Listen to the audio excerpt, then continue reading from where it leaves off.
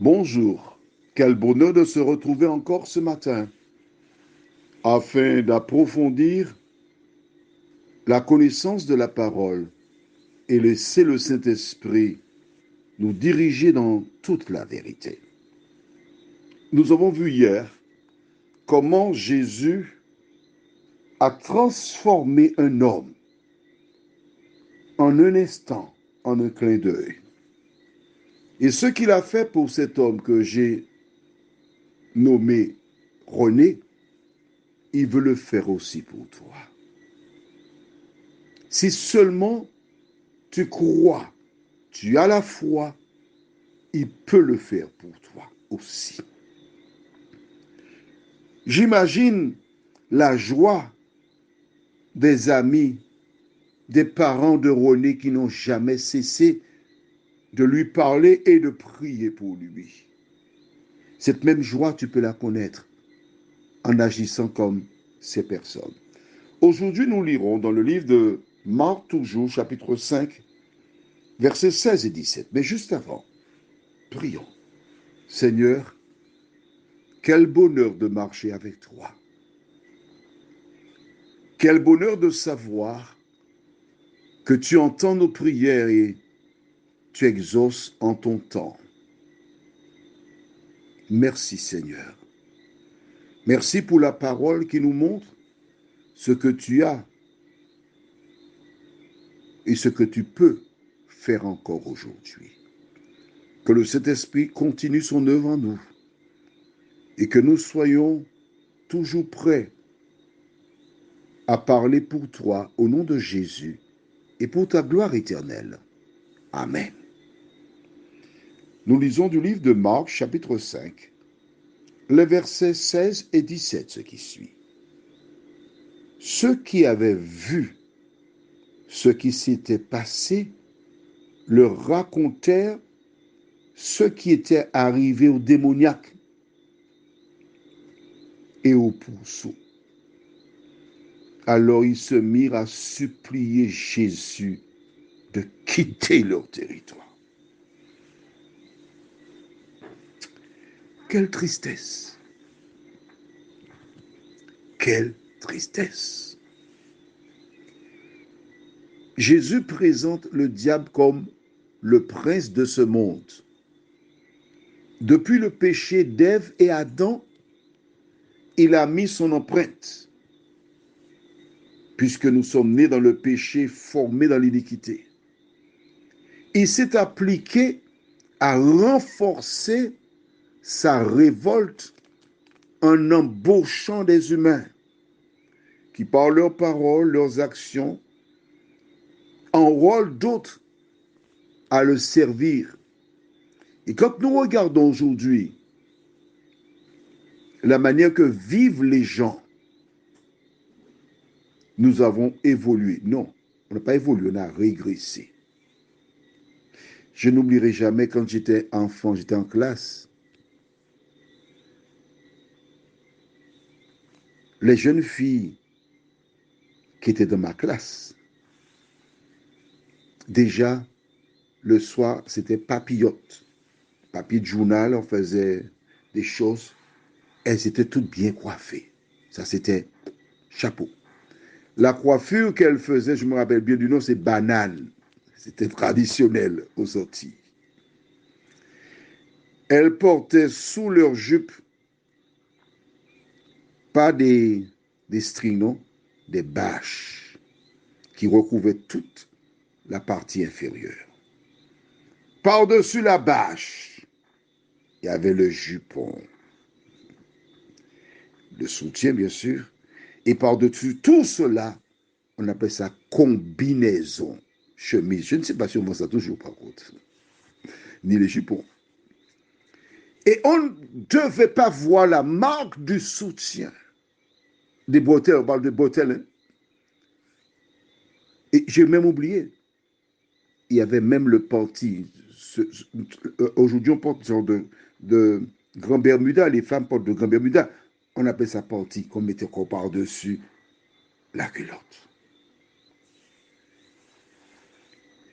À un moment donné, nous avons connu les tailles basses. Vous savez, les pantalons taille basse, à peine qu'on se baissait, on voyait non seulement le haut et d'autres choses. Et au fil du temps, nous voyons que le monde propose toujours plus pour aller vers une vie axée sur la sexualité. Ces personnes qui sont venues voir, ils ont vu les cochons, ils sont morts noyés. Ensuite, ils ont vu celui qu'on appelle René assis vêtu. Ce n'est pas suffisant. Ils ont été voir ceux qui surveillaient les pourceaux pour leur demander que s'est-il passé. Eh bien, tout ce qu'on peut vous dire, c'est que le monsieur qui est là-bas, là, avec les hommes, celui qui est vêtu de telle et telle manière, il est arrivé, dès qu'il est sorti de la barque, René a couru, il s'est mis à genoux devant lui, ils ont parlé, je n'ai pas entendu ce qu'ils ont dit, mais tout ce que je sais, c'est que brusquement, les pourceaux sont devenus fous, ils ont foncé vers nous, on les a laissés passer parce que sinon, ils allaient nous piétiner. Et le temps de regarder les voir tomber dans l'eau, en nous retournant, nous avons vu que René était déjà habillé et puis il était près de ce monsieur-là. En un instant, le conseil municipal s'est réuni. Il faut que cet homme-là laisse notre ville. Mais un membre du conseil de déclarer, mais non, regardez toute cette difficulté que nous avons eue. René était indomptable. Regardez comment il est là maintenant assis, tranquille, il n'embête personne. On ne peut pas. Qu'est-ce que tu racontes? Tu plaisantes? Monsieur Albert a perdu ses 2000 cochons. Moi, j'ai 300. Je ne veux pas perdre mes cochons. Hein. Non, non, non, non. Il faut que cet homme laisse le territoire. Et voici que le conseil est passé au vote. Et la majorité déclara, cet homme doit laisser notre territoire.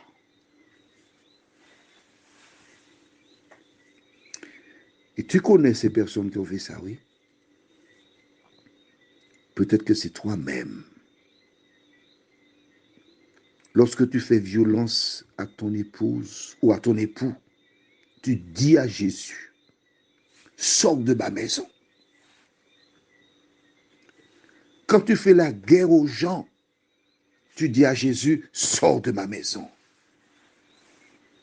Quelle que soit l'activité que tu mènes, là où tu te trouves,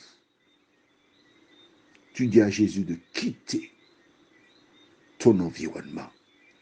En étais-tu conscient? Voilà donc pourquoi nous allons relire ce verset. Quand Jésus vint, lisons le verset 9 et 10. Et il lui demanda, quel est ton nom? Légion est mon nom, lui répondit-il, car nous sommes plusieurs. Et il le priait instamment de ne pas les envoyer hors du pays. Les démons connaissaient le cœur de ces personnes.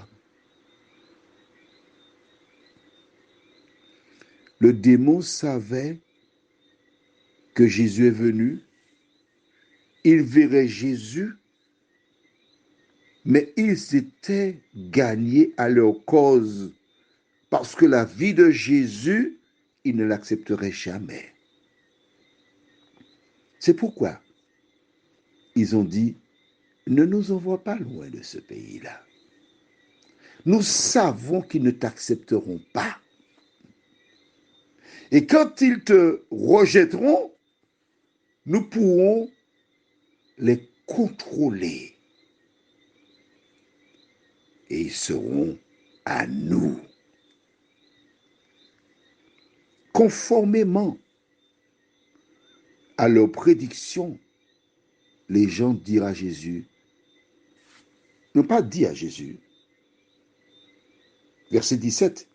Alors ils se mirent à supplier. C'est Jésus, pars, pars Jésus, on ne veut pas de toi ici. 20 ans, pars, on ne veut pas de toi chez nous. Toi qui m'écoutes ce matin, fais-tu de même? Pourquoi? La Bible déclare ce monde passe et sa convoitise aussi. Mais celui qui fait la volonté de Dieu demeure éternellement. Pourquoi chasses-tu Jésus de ton véhicule, de ta maison, de ta vie? Prions. Seigneur, cet homme qui était possédé, une fois libéré, a compris que son salut résidait en toi. C'est pourquoi qu'il est venu auprès de Jésus. Notre Père, notre Dieu, merci d'éclairer une fois de plus tes enfants afin qu'ils prennent conscience, qu'ils se tournent vers toi et qu'ils soient sauvés, nous t'en prions, au nom de Jésus et pour ta gloire éternelle. Amen. Je te souhaite une bonne journée et n'oublie pas, ne chasse pas Jésus de ta vie, car ce n'est qu'ainsi que tu n'auras plus peur.